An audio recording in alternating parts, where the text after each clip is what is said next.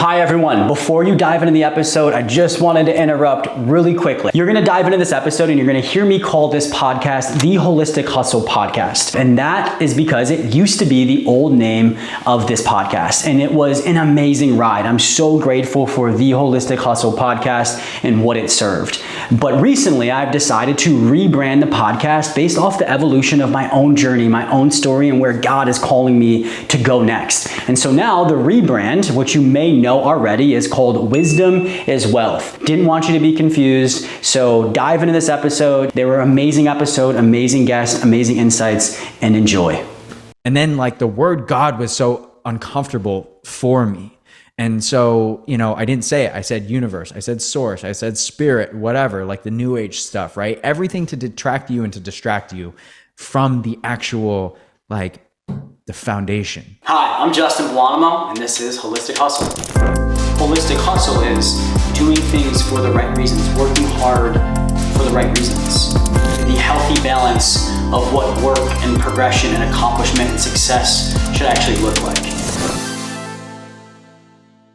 Welcome back, everyone, to another episode of the Holistic Hustle Podcast. I have a very special guest today that I'm going to share with you. He holds a special place in my heart. And I know this is cliche, but I damn well would not be where I'm at in life, not even just business, but life in totality, if it wasn't for this man. So I'm going to read his bio. I'm going to share my love for him. And then I've crafted some questions today so you can get to know the man on the other side of this microphone, camera, podcast, whatever, virtual table, and understand the reason why he's so special to me because of who he is and the heart that he has. And so I'm going to get started with his bio and then we're going to get into it. So today we have Chandler Mueller, who with prior experience as a client success director, Chandler has made thousands of glowing first impressions with prospects and clients, cultivating relationships with parents. His sixth sense with community has been put to good use, creating cultural vitality within leadership and sales team in a multitude of industries over the years. He is the go-to guy for building high quality cultures for sales and leadership teams. And so from my own personal experience, I can attest to this. He's done this many times for me, particularly for myself and the teams that I've had working for me at the time. And so little story time here about how I met Chandler. One of my best friends, a chief marketing officer, Morgan Madden, knows Chandler from way back in the day, from the Mark days, which are just legendary days, maybe topics for a different podcast. But when we were first launching our program about a year into JFF, we decided to shift from just one-on-ones to a more scalable model, if you will, doing group coaching sessions, an online course. And to say we had no idea what we were doing would be a massive understatement, but we had enough confidence to try to pull it off. And we figured we probably should have somebody involved that actually knows what they're doing with this. And so at the time, which we'll get into here, Chandler was going by Booms. And my boy Morgan was like, my boy Booms would help so much with this. We should fly him out. And we were in Florida at the time. We called Chandler and we're like, and Morgan was like, yo, I got this stranger that you never met before who needs help scaling his business, launching it to the next level. Will you fly out and help us? And it was just like the easiest, most organic, beautiful yes from Chandler. Flies out, never met this man before, and loved on me like a brother, to say the least, and helped us get this new program and product and course that we had off, not just off the ground, but it's turned into a massive success today because of that generosity. He wanted nothing in return. We paid for his flight, and this man came out and just poured out kindness from his heart and his beautiful mind and helped me and my team at the time, the leadership and sales team that I had, really take this thing to the next level like we planned to, and we wouldn't have been able to do that without him. Fast forward 2 years, I think. We're scaling, we're doing, 30, 40K a month. We're having a lot of success, and a lot of it has to do with the work that Chandler helped me with in the beginning, but also I started working with him one-on-one. Part of that one-on-one work, I was like, dude, do you think you could pour into my team for the day? And so my team and I, new team, separate team from before, right? We grew a little bit, was very new. And there were two females too as well. And I was having a hard time getting to know them, syncing everything up. And we had a mastermind plan for the day. And we started the day with an hour session with Chandler. And holy shit, this hour session was worth millions of dollars because that's what it led to. And it led to a beautiful mastermind with our team. And it really opened us up. We would not have had an 8-hour mastermind after this that went so well if it wasn't for the hour of how we started it with Chandler. And so just that leadership and sales team that I was with at that time led to an incredible setup, and a really funny part of that story. And I'm going to hand it over to Chandler here. I promise I'll shut up and stop talking. But I went to go put myself on mute one time because I was having such a good experience with this. And I wanted to look up at the girls and be like, yo, he's fucking killing it. He's the real deal, isn't he? And so what I did is I put Chandler on mute by accident, and he actually heard me say that. And so I was like, oh, fuck, a mute issue. But hey, that was obviously God's plan for you to hear that. And I want you to continuously hear these stories and have people hear these stories about you, because they're a small glimpse of the impact that you've had on my life and my leadership team. And I know for a damn fact you're having the same on many other people. So with that, welcome to the show, Chandler. I love you, dude. Whoa. I'm proud to have you here. Justin, bro, I love you so much, and thank you for a glowing intro to see what you've been able to do with JFF, and obviously the amazing team who work so passionately behind the scenes and in front of the scenes. It's just so cool to watch, and every time we connect, there's some new success. There's something big happening in your guys' lives. There's other people's lives who have been transformed through, JFF as the platform. And myself, dude, you did pay me. I remember I couldn't even afford to buy into your membership, and you're like, hey, well, since we can't really pay you right now and you can't really pay us right now, why don't we just do a little exchange? And man, that moment, I remember we were walking on the beach. I forget what beach we were on, in Treasure Island.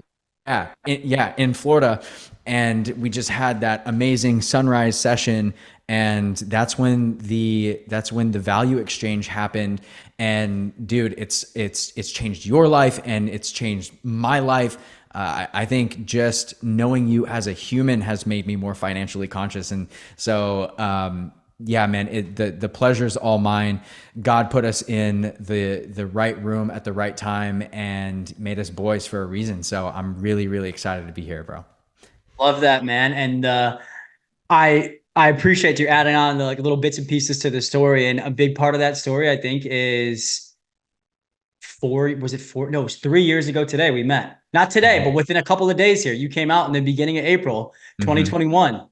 And so Wow. here we are, man, 3 years later, and pouring into the audience here, which I think, speaking of exchanging value, I've got some questions today that I think are going to allow you to put some value out there into my community, because again, I've crafted them so people can get to know you as the human. You're incredible at what you do, whether it's leading sales teams, leadership teams, and obviously, you're very well known for your world-class breath work, right? But you're always pouring in other people. You're always letting them tell their story. I think it's time that you get an opportunity to tell your beautiful Mm. story. And so the first question I have for you, I kind of mentioned a little bit earlier, but you recently started going by your legal name, Chandler, which I love. But this is after years of going by Boomer, which was also dope, right? You told me a while back why you changed, but would you mind sharing with the audience why you decided to go back to Chandler? Yeah. To keep it so simple, I was operating as Boomer. So I'll tell you super quick. The way I got Boomer was I was in third grade. I went to school on day one, and I came back to my mom's house, and I was frustrated. And she's like, "Why are you mad?" I said, "Well, you named me Chandler." And she's like, "Yeah, it's a beautiful name. It's like named you after one of my best friends." I was like, "There's also a girl in my class named Chandler. So you named me after a girl." And she's like, she's like, "Well, if you want to switch it up, come up with a list of names and we'll evaluate. We'll see if anything sticks." So I wrote like 100 names down, and Boomer was on the list. And my mom was like, "I like this one a lot." And she's like, "Let's test it out." We tested it out for a week, dude. The rest is history. Fast forward to about a year ago, maybe a little less. Yeah, about a year ago, I decided that I was like, there's some big identity shifts that were happening for me in my life, and there were some patterns and some things that I wasn't too excited about. I struggled with who I was becoming, and I didn't know that person, and I just felt like I was hiding behind something. I wasn't fully grounded and able to show up as me if I was going by the name Boomer. Like I felt like people didn't take that name seriously. It was just like the fun, playful guy, and always joking and deflecting with humor and whatever the case, and allowing everyone to have a great time. But no one, I felt like no one like really like took me seriously. And also, dude, I got tired of being called Boner. So like I'd be on calls and they'd be like, "What's your name?" And I'm like, "Boomer." And they're like, "Boner?" And I'm like Boomer. And she's like, Boner, Boner. Got it. I'm like, dude, it can only happen so many times. I could only be called Rumor so many times, and Booner and Bruner. Like, so I was just, Chandler is so strong. And there was one day, and like you can't really mess it up, and you know how to spell it. It's just way easier. But there was one day where I was talking to my friend Chandler, and he was like, "Dude, I never asked you why you go by Boomer." And I was like, "Well, I've been having this crisis thing. I think I'm gonna like switch back to my name." He's like, "Well, do you know what our name means?" And I said, "What?" And he's like, "Carrier of light." It's like Chandler. Chandler is a candle maker, and you are the carrier of light. So you're the bringer of light. And I was like, oh man, okay, I've been selling myself short, and I've been dimming my own light. And so this whole like Chandler 2.0 or 1.0 really at the time is coming out. And there was a lot of major shifts in my life once I decided to own who I was, and and to do it unabashedly and unapologetically. So yeah, man, that's kind of the short story of Chandler. That's so good. My favorite part when you first told me was what your name actually means. Like you are a light dude, you are a light bringer. And so like that was enough convincing for me. As much as I love calling you Booms, like Yeah. I absolutely adore being able to do that. I'll never call you Boner. I've never made that mistake. Thanks, Thankfully. bro. But even though as fun as that is, but when I heard what Chandler meant, that really helped me understand, especially knowing you a little bit more personally than the audience does, and knowing the transition that you're going through, like really stepping up and owning who you are. It made Mhm. so much sense that you would walk back into that name. That used Mhm. to be my favorite part of the story until I heard where Boomer came from. I never knew that until today. And then my first thought was like, what a great mother. Like, Yeah. what an incredible mom. You know what I mean? Like, so good. Not only to allow you to do that, but then to also pick Boomer Yeah. out of the array of probably other names that could have been safer for a mother to pick. But, that's as a new parent, man, that's something to admire right there. So I appreciate you bringing that full circle and telling that really good beginning part of it. Yeah, man. Yeah, my mom, she's my whole mission of becoming rich right now is to spoil the shit out of that woman, because she has literally laid so much on the line for me in my journey, has never once told me no, I can't go after my dreams, never once failed to say, "Hey, even though this didn't work out for you, I'm proud, I love you, keep going." Like this woman has absolutely just opened up the entire world for me. And so, that was the reason why, like one of the major reasons why I switched my name back to Chandler was because like my mom gave me this name. So I'm going to honor her with this name. So yeah, man. And dude, and congratulations, holy crap, on becoming a parent. Dude, you and Lauren, and man, you guys did it. And Yeah. we'll have to off air like connect on Yeah. this. Yeah. But dude, I can't wait to hear all about it, man. I'm so happy for you guys. Thank you, dude. And I love that motivation from your mom and the support. It's so rare for parents to be that confident and supportive, especially in the entrepreneur space that you and I are in. If anything, they're like, what the fuck are you doing leaving your six-figure job at Hopkins? Or like, I told you it wasn't going to work out, right? So to have a Yeah. mom like that is absolutely incredible. And I hear you on that motivation. Like ever since my daughter was born, I'm like, yo, I'm out here playing small ball right now. I really am. And I got it. Small ball in regards to the human being that God wants me to be and designed me to Yes. be. And Yeah. so nothing to prove, nothing to posture, nothing to protect, but absolutely trying to honor what God has put over my life and for my life. And Dude. so, speaking of God, It's something that we've been really connecting on over the past couple of years. And so Hmm. I know we talk a lot, and even when we don't, it feels like we do when we catch up, Hmm. which I absolutely love about us, but also not a license to not talk more. But within the past year or two, I've noticed in our conversations, you've been really diving into the Bible and talking more Jesus, which I love. What motivated you to start hopping back into scripture? Let me tell you, bro, I went down the spiritual new age woo woo route, and it's to me, it has felt like a dead end. Um, and I had a really close friend of mine who he's like my older brother. He's 10 years older than me. Shout out Dylan. And he has gone even deeper down that route with plant medicines and study. He literally went out to study to become a shaman in Peru for a month. Literally did all of the prayers, the rituals, all of that stuff, because he was in such a deep searching and longing to understand who he was and what he came here to do. And so I got to lean on his experience quite a bit because, that's how I got involved with the whole, new age world. And dude, for the longest time, I felt so unfulfilled. I felt so confused. I felt so like something is just not right. Like I'm just not getting it in life. Like I had great friends. I had, like a sense of humor. I had like I'm not bad looking. Like I've got a lot of good things going for me. My family, and there was just one thing missing, dude. And I had realized that I personally have never given like Jesus like a fighting chance, because my experience, dude, I had growing up in the Mormon church. I was baptized at 12. From like 12 to 17, I was going to church.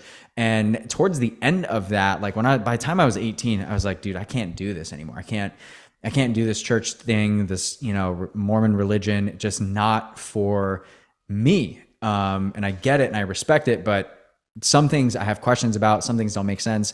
And it just seems like too structured and rigid and, black and white.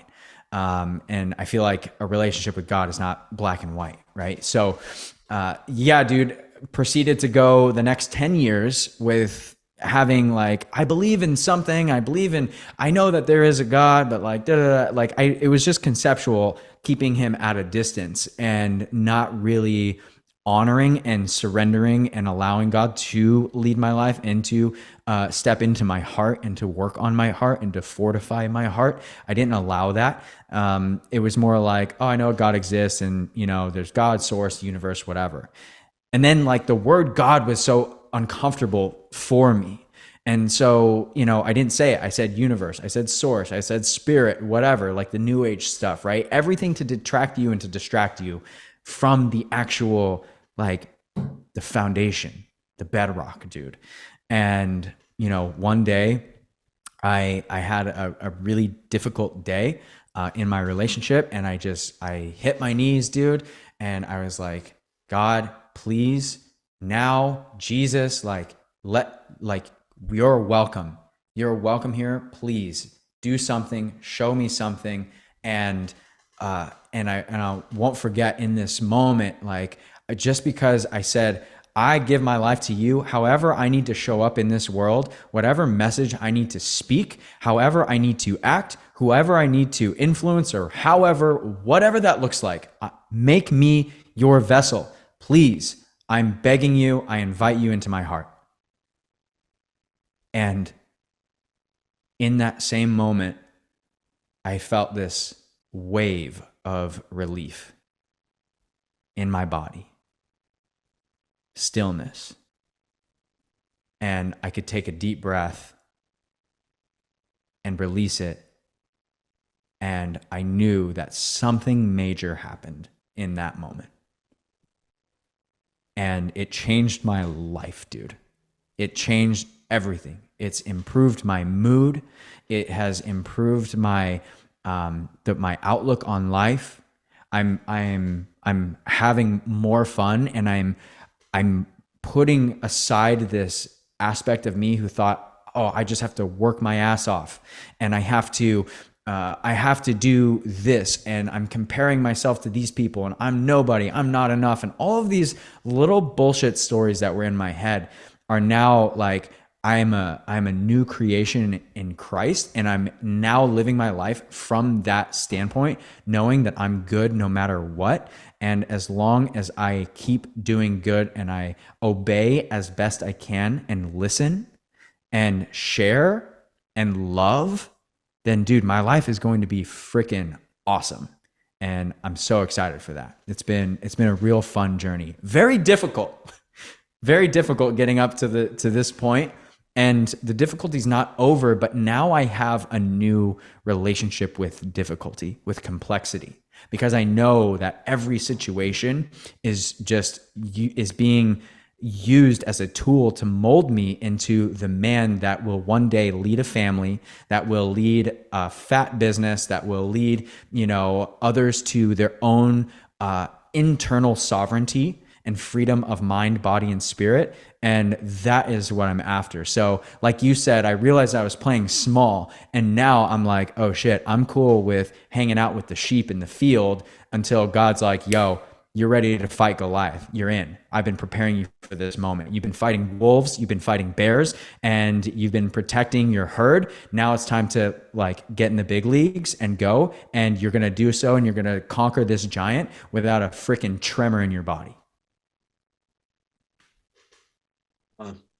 I am so grateful you were willing to share, especially that in-depth of a response, because the experience that you have had with your spiritual journey is amazing, and a lot of things, something that a lot of people can relate to. And I haven't had a ton of episodes yet, but that might be the most important and the most important question and most important response that I've ever gotten on this podcast. And again, to each their own. What I'm not here to judge people and what they believe in, right? But all I ask in return is the same thing. And I have I've had my own walk with Christ, and so I can relate so much to what you said, and I'm sure so many of the listeners can. But what I'm hearing is that you're just building a deeper relationship with Christ by first understanding who He is, to then understand why He created you. Right. And so until we understand our creator, we'll never understand our purpose for creation. And so I just made that one up on the spot. Drop the mic. Let's go. Come on, make sure that makes it into the content, dude. Anyways, and so there's like a little bit of my story to be able to relate. Like I grew up, Catholic. My parents baptized me, and I think I got my communion, but never went to church. My dad has a very distorted version of what God is. And if he ever taught it, it was taught that way, like very, very distorted.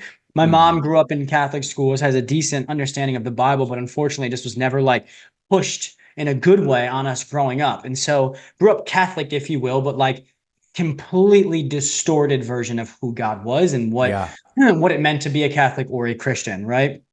Get into my young 20s, and I had a roommate at the time who was extremely smart. And at the time, she was an atheist, not anymore as a devout Christian, but at the time she was. And I'm working at Hopkins at the time, right, with some of the smartest doctors in the world, and they didn't say it, but it was no secret that they were atheists too as well, right? The majority of them just being so science-based, and it makes sense, and I understood where they were coming from. And so this girl at the time introduces me to Richard Dawkins and Lance Frost, which are like two of the biggest atheists in the world, super smart scientists. And I looked up to these very smart scientists at the time from working at Hopkins, and these doctors that I either worked with or managed by or managed and spent so much time with. And like, they were like almost gods to me themselves, because they were Johns Hopkins doctors. They must be right about everything. Right. And so all of that, I started to really, I don't want to say go full atheist, but I was definitely agnostic, because the science that they proposed did make sense. But what stood out to me and what you said is I never gave Jesus Christ a fighting chance. Right. And as soon as I did, shit changed. And the biggest thing that I did was I picked up a book called The Case for Christ. Right. This individual that wrote this book, Lee Strobel, right, back in the 70s, he went on a rampage to disprove that God was real. Why? Was because he was a big atheist himself. He had a law degree from Yale and worked for the Chicago Tribune back in the 70s. And him, his wife, and his daughter were out at dinner one night, and his daughter choked on her dinner. this nurse happened to be present. She came over, did the Heimlich maneuver, and basically saved his daughter's life. Yeah. Lee Strobel goes to thank her, and he says, thank you so much for saving my daughter's life. The woman turns to him, the nurse that saved his daughter's life, and said, it has nothing to do with me. It was all God, and thankfully he put me here. Right. And so Lee was like, that's a bunch of bullshit. He's an atheist at the time, but his wife took that to heart. She starts going to church behind Lee's back, and he gets pissed when he finds out. And he's like, oh, you want to convert our family to Christianity? I'm going to go around the world and I'm going to interview all the top 15 experts in Christianity, and I'm going to debunk this thing and prove it wrong. Long story short, he got done with those interviews and he came back the most devout Christian on this, like one of the most devout Christians on this planet now. When he got done interviewing these scholars and these specialists around Christianity, right, he said at the time, as much as he wanted to deny it, it would take more faith for him to deny Christ than it would to believe in him. Whoa. Right, because of what he found. And it was absolutely incredible. And a lot of these specialists, particularly one of the scholars that he met with, I forget exactly who it was, but he said, Lee, I can hit you with all the facts all day long, and I will.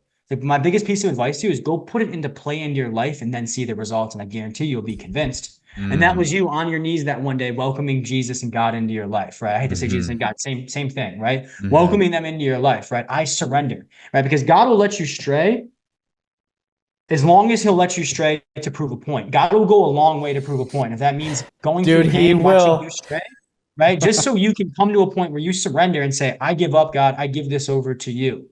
And so really when it comes down to Christianity, all it is just believing that Jesus Christ said, who is who he said he was. And there's only two options about who Jesus was. In the Bible, I believe this stat is like over 200 times, maybe a little bit less than that, maybe a little bit more. He said straight up, I am God. There's no confusion. He says it straight up several times. So with that in mind, there's really only two options. He either is God or he's a narcissistic, lying psychopath. And I refuse to believe Jesus Christ was a narcissistic, lying psychopath. Yeah. Right? So when you can understand the truth and surrender to that and then ultimately then implement it in your life, it becomes so convicting. But like you said, the biggest point is it doesn't become easy, right? It doesn't become easy because if once you submit your life to God, the life that God has for you and wants you to live is an impactful one. It's one that we learn how to love other people, how he loves us. And we got to go through some shit to get to a level of empathy, sensitivity, and compassion to be able to do that. And so very simple example, when I signed up to be a financial coach, you best believe God put me through some financial tension, right? Because our mountains are our medicine and they mold us into the human being that God wants us to be to fulfill the purpose he has in our life. And you were a very powerful person before all this. And I think there's a lot of positivity and good practices in New Age. But the thing that I think that they get wrong is they put way too much emphasis on us as human beings and not God being in fully control. Dude, you cannot bear the weight that life has put, like the pressure, so much pressure. How sad would it be if you had to bear and carry the weight of your entire existence all the time? If it was all on you, if it was all on your shoulders, dude, the most glorious thing that has ever happened is Jesus going up on the cross to take care of once and for all of sin, all of the transgressions, all of the everything, dude, all of the guilt, all of the shame. Like, we don't have to hold that. And I think the problem, and I don't want to go like, this is the problem with New Age, but dude, I know from my own personal experience, man, I held so much shame. I held so much guilt. I held so much dude, and the body being such an intelligent vessel, it actually stores data, right? You know this from experiencing breath work together. When I do I'm not going to go down a rabbit hole, but the body stores data, and we just hold this weight. It's like a hard drive, a storage unit. Yep. And if we're carrying so much guilt, so much shame, so much childhood trauma and emotional repression and, not feeling enough, not feeling worthy, not feeling whole, feeling broken, if we're carrying that, and that is what we are occupying our space with, our bandwidth, then how the hell are we going to invite new, novel, fresh, free, expansive, experiences in life into our existence? We can't do it. We're so cluttered up, and that's the problem, dude. Is people think that they have to hold their shit, and they don't. Because I don't want to say when I accepted Christ, and I was like, dude, honestly, I was like, I give up. I'm tired of feeling like this. That's exactly it, You though. have brought me to my knees, bro. So please do something here. When I did that, man, it was like everything that I had ever had a fret or worry about was just absolved. Yeah. And it was like a warm hug. Yeah. And dude, it felt so welcoming. And dude, and I never had faith. Like I thought I had faith in myself. I'm like, yeah, if I put my mind to something, I can do it. I'm good at it, whatever. But like I never had, it feels so good to believe in something, dude, Yeah. that is not quite explainable, but has so many references in the scripture back and forth. And, you just like the miracles that happen. It just feels good to believe in something and to say, I'm going to give life my freaking best. And because I believe in something, I know that no matter what happens, if I don't stop picking up my feet, then there will be beauty, heaven on earth and beyond earth for me. So powerful, so powerful. And I think it's just the beautiful example of like the healthiness of surrender, right? We're carrying so many things that just aren't our battle to carry. Every time we carry stress, guilt, and anxiety and don't hand it over to God, we're just putting Christ right back on the cross. We're just Yeah. crucifying him. We don't need to do that. It's already happened Mm, once. Like he has won, we have overcome, right? And mm. so I think it's just so much goodness and in this. And I think that we have to fear and long for and try to control these earthly things long enough until we finally realize that God is the creator of those things and he's ultimately in control. And when you can come to that, right, then you surrender to God. It's like these things that we worry about so much on earth, like money, relationships, business, success, love, whatever that may be, right? Like we not solely, but directly fear those things, directly long for those things, directly try to control those things, and you never will. And ultimately, Mhm. you have to come to the realization that like God created those things. So instead of us fearing and longing for those, fear and long for God, and the Mm. stresses and anxieties around those topics start to go away, and whatever outcomes that you want from them that are from God will start to flow towards you. I couldn't have said it better, Man, JB. I'm man. like went to like when you talk and then you like swallow at the same time and it like cuts you off and you're like, Oh yeah, this topic, man, has got us on it. And we're so before we in, move on bro. to next question though, like again, going back to the case for crisis, anybody that's out there that's just like, all right, I'm a black and white person. I need this explained to me in like a factual side of things. And also like I'm having this inkling and this itch to give Jesus Christ the fair research. Like I forget how Chandler said it earlier, but give him like the time and energy that it deserves to explore, like if it's actually for me. Right. And so if you're looking for that, look into the book Case for Christ. And one last fact I'll give you that I love this. I love this fact. And it's one of the ones that probably convinced me the most. And so in the Old Testament, right? So the Bible is split up into the Old Testament and the New Testament. The Old Testament was before Jesus Christ came to this earth, and the New Testament was after he came to this earth, all being God's word in one story that has been tied together. Right. In the Old Testament, they said when the Messiah comes to this earth, aka Jesus Christ, right, he would fulfill these characteristics or what the Bible calls prophecies. I'm going Mm. to butcher the number, but I believe there's like 150 or 160, right? That says when the Messiah comes to this earth, he will fulfill these characteristics. And they're not things that you could read and then go plan to do, right? It's not Mm-hmm. like, oh, he's going to wear a green shirt. Like Jesus could have read that and went and put a green shirt on and walked in. It's like he didn't have a possibility to plan fulfilling these, right? And so it said when the Messiah comes to this earth, just for easy numbers, somebody fact check me. I'm not probably perfect with this, but like he's going to fulfill all 160 of these prophecies, right? So the odds of somebody filling 30 or let's just say 50, right? 50 of those 160 prophecies or characteristics, if you will. The odds of somebody coming to this earth and fulfilling 50 of the 160 prophecies is the same odds that if you lined the entire state of Texas with 2 layers of quarters and you painted one of them red on the other side, one. Think the entire state of Texas, not lined with one layer of quarters on the ground in every square inch, but two layers. And only one of those quarters is painted red on the other side. And you send somebody out and you said, you have one opportunity to flip that quarter over, right? The odds of somebody doing that and finding that red quarter in one flip is the same odds as somebody coming to this earth and fulfilling 50 of the 160 prophecies that we said Jesus Christ would fulfill. And guess what? Jesus Christ fulfilled all 160, right? There's no Wow. math that can explain it. It's called the Jesus number. Right. And so I get the chills talking about it because, lean on the I've never facts, heard but that then before. it's crazy. And there's a ton in that book. There's a ton in that book that are just at that level of convincing. And so, Yeah. point being is lean on the facts, but ultimately what me and Boomer or Chandler, sorry, are saying here, right, is then you can only lean on the facts and so many other things for so long. Just implement it in your life and watch the results roll. Dude, that's it. It was once I implement, and you know what? I left out a big key part of the story, not to go into crazy expansion mode, but just to touch on, because I have to. There's two men in my life that they were a catalyst for this journey. Well, dude, and freaking you were a part of this too, because when I was having curiosities, I was asking you about this stuff. I was asking you about your relationship with God. But two men in particular, Dylan and his journey, because I saw him go from being so deeply in the, crystal world that's woo woo and all of that.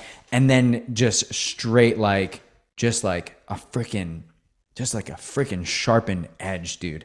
And he just got his edge in life and took off. And then there's my buddy Michael Ammons.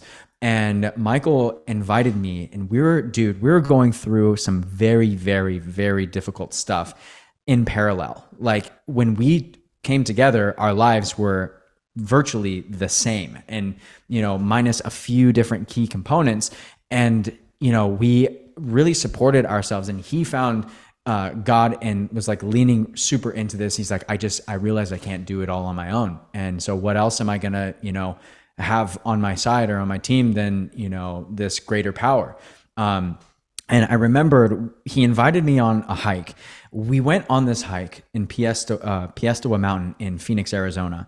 And every morning you can go on this hike.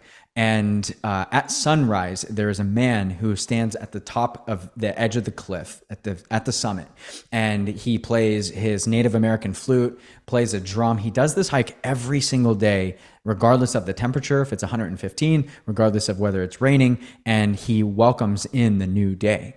And so we're sitting up, we're watching the sunrise, and we have this little meditative moment. And I asked my buddy Michael, I said, so you told me you were crafting your relationship with God. He's like, I wouldn't say crafting, I would say remembering. And I was like, whoa. And then we went into this meditative moment, and he was like, we came out of it, and he said, dude, I asked God like what was needed in this moment, because I was an emotional wreck, dude. And he was like getting out. He was just starting to build his strength. So he's like trying to pull me up as well. And he's like, I asked God what was needed in this moment. And he said, to invite you to church. And I said, invite? And he said, God corrected me. He said, no, bring him to church. Like he consulted with the creator, and he was like, hey man, I was told, I thought I came up with, I need to invite you to church. But then God interjected, and he was like, no, bring him. And he brought me to church. I agreed, because I was like, well, what church do you go to? And he's like, oh, I go to Church of Nations. And I'm like, are you kidding me, dude? And he's like, what? And I said, Church of Nations off of Central and Bethany Home. He's like, yeah. And I said, dude, I drive 25 minutes to drop who my fiance at the time was, her son off at school. And every time I pass by that church, for some reason, like my head is always turning and looking at the church. And I'm just like, what is Church of Nations? What is Church of Nations? What is Church of Nations? And then he tells me that it's Church of Nations that is his church. And I'm like, well, now I have to go. And dude, I can't even tell you, I walked into that hall, and they were playing their worship music, and that music just like disintegrated me. It went Mhm. right through my soul, dude. And immediately I started crying, just like Yes. weeping, dude, weeping. And I could not hold it together the entire service, dude. I had people and their hands were on me and they were praying on me. And I just felt this like insane power. And it was just like, whoa, what was that? I cannot ignore what that was. It like, I So can't. powerful. That's so So powerful. yeah, dude, had to give credit where credit was due on that. That's so awesome, man. I'm happy that you did that because those people that bring you to Christ, right? It's one thing to hear from God to bring somebody to church. It's another thing to act on it and make it happen and shepherd you there. And those people are so important to us. And I'm so happy that that's part of your story. And I have a very similar one. I've had two friends, Chad and Kayla, Mhm. Chad Hunt and my buddy Nick Failing. And they both, when they found out that, I was agnostic or atheist, they said, we understand that you want to believe what you can believe, but all we ask is that you just come and see, just come to church, Mm, right? Just come and see. And so that changed my life. And I went into that church in the same, very similar outcome where it was undeniable and you'll never unsee it. You'll never yeah, unsee it. And what that is just feeling God's true love for you and he's welcoming you home. Welcome home. Stay here, right? This is dude, where I've been waiting. And exactly. so for So anybody, patiently. yes, yes, so patiently. So anybody hearing this, whether you're the one that is curious in your faith or understanding of Jesus, we're here for you. Step forward. But if you're that one that has friends around you that want to be that person, like Chad and Kayla and Nick and Chandler's friend was for him that just said, God told me to bring you to church and I'm bringing you.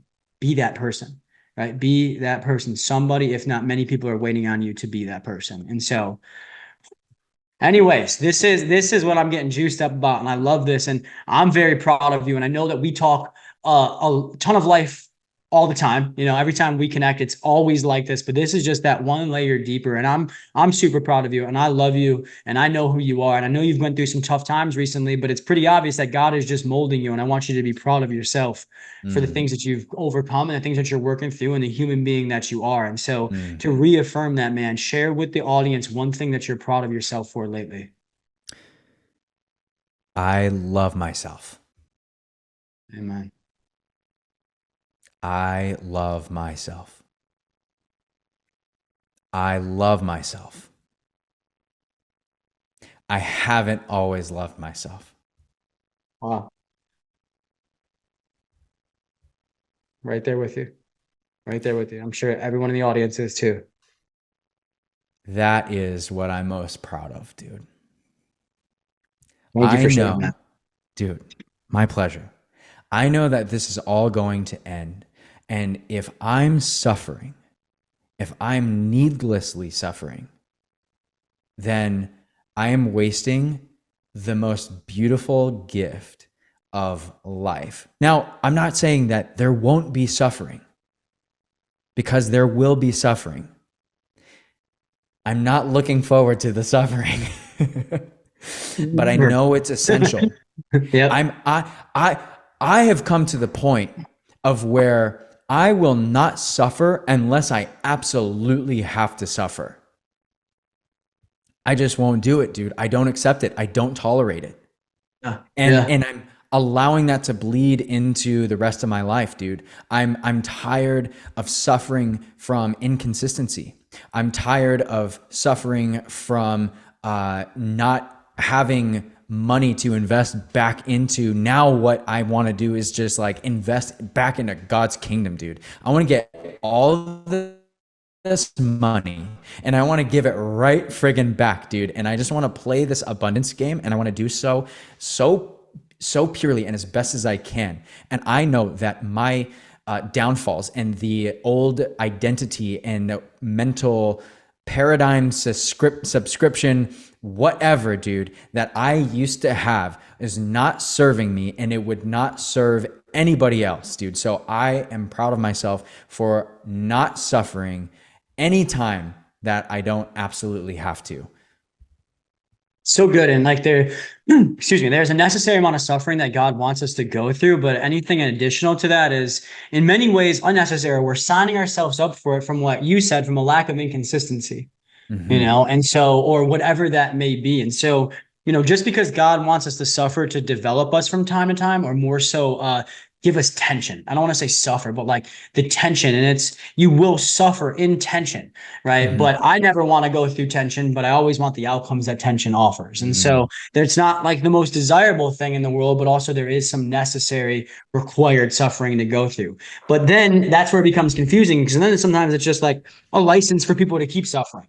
Oh, God must just be trying to tell me something through this. It's like, yeah, get off your ass and play your part is what he might be Yeah. trying to tell you. You know what Yeah. I mean? And so, like, there is a healthy balance between self-reliance and surrender. Like, God is in control, but we're in charge. And that being in Mm. charge part is our free will. God wasn't going Mm. to show up to this and shoot this for us, Mhm. right? And so we have to answer that free will and do what we have to do to be consistent and to be disciplined. And being disciplined is just simply sacrificing the right now or the immediate gratitude for a greater long-term good. Mm. Right. And not having to have immediate gratitude for everything that you do. Like, I'm not just going to meditate once and think that God's going to bless me with $1 million. Right. And it's also not should be the reason that you do it. Like, I think there's a lot of good practices in the new age side of things. I love breath work. I love meditation. Right. I think that those are for everybody. Right. But the issue is that I think a lot of times people use those practices or God as a practice or God as a means to bring them closer to those practices instead of those practices as a means to bring them closer to God. Like Mm. this, God is in stillness. God is in the gray areas, not in the black and white, and He's in that Mhm. stillness and that self-reflection, right? And so the breath work and the meditation and those spiritual practices give us an opportunity to put ourselves into a present moment, and God's in the present. Right. When Dude. we have that noise going on, right, that's where the unnecessary suffering comes into play. And I know you and I have a bunch of personal experience with helping ourselves through this, and you've tremendously helped me through this. And I know you're doing it with other people. And Mm. so this will definitely be my longest podcast episode, and rightfully so. But I know you've helped so many people here today with this podcast episode, and I want you to continue to help them, especially with the unnecessary suffering, whether that's making sense of why they're in it right now, but ultimately moving through it so you Mhm. can see life in a different light and ultimately live it for God. And you are incredible at doing that for people, but particularly leaderships and sales teams. But you're just an awesome human that everybody should want in their circle. And I'm sure they experience that here today. So before we wrap up here today, bro, tell me where people can find and connect with you. I want to keep it so easy. Just hit me up on Instagram. I am Chandler Scott. I am Chandler Scott. And then we can go from there, dude. I'm in the midst of like building out websites and doing all the stuff, dude. So there's no real way other than that to reliably get a hold of me. But man, if you are going through something, dude, I've been in the dark times, dude. I know what I know what the dude, it's just I know. I know. Without going to the dark place, I know. I know. I Mm. know. I know. I know. I know. It's okay. I know. If you are going through anything at any time and you are just expecting or thinking about the worst, the absolute worst, you can reach out to me. And before you make any drastic actions or do something you might regret, let's have a conversation. Let's have a conversation. Let's talk. And, if you're an individual, you're looking to get to the next level, I do one-on-one coaching. This time is actually becoming more and more scarce just because things are ramping up in other areas and avenues. And I'm really getting a passionate bug. But I do like to keep the door open for the right individuals. So I do one-on-one coaching. I also do group sales team and leadership work. It's a blast. I tend to keep the God thing out of it. So although we dove in pretty deep here, and I said that wrong, I don't keep God out of it. God is very much in the conversation. But some people, if I just come out guns a-blazing, it's got to be calculated. And so I use my vernacular. My vernacular is God. That is my belief. And when I walk these teams through, it's through energy. It's through loving yourself and developing your clear vision for life so that you see life as a video game that you love to play, that you love to level up in. So my whole mission is turning you into you 2.0. And you can find me at I am Chandler Scott. But Justin, JB, dude, thank you for everything that you do. Thank you for having me on. I had a freaking blast, dude. And Wow. I knew we were going to go deep. You know, it's Deep always, would be an understatement. And and I'm so happy we went there, man. Like I know you and I have a passion for impacting other people's lives. And I hope today served. And I can personally vouch for Chandler. I've worked with him one-on-one individually as a professional and also with my team too as well. And there's no need for him to ever bring up God unless it's fully necessary, because he's at the highest level of consciousness, which is when people start to experience God as us. And so if Boomer never ever said one word about that ever again, people would know he was a man of Christ because of how he carried himself. And I hope that you felt that here today. And it's a privilege to have you here, Booms. We love you. And I hope all the listeners had a great time with us today. And so thank you all again for being with us for another episode of the Holistic Hustle podcast. If you haven't done so already, please start downloading these episodes, share them with other people, because myself and my guests like Chandler are on a mission to just simply create content that's going to change people's lives. And a big part of that is it being shared. So if this touched you, let it touch somebody else. And we'll see you on the next episode of the Holistic Hustle podcast.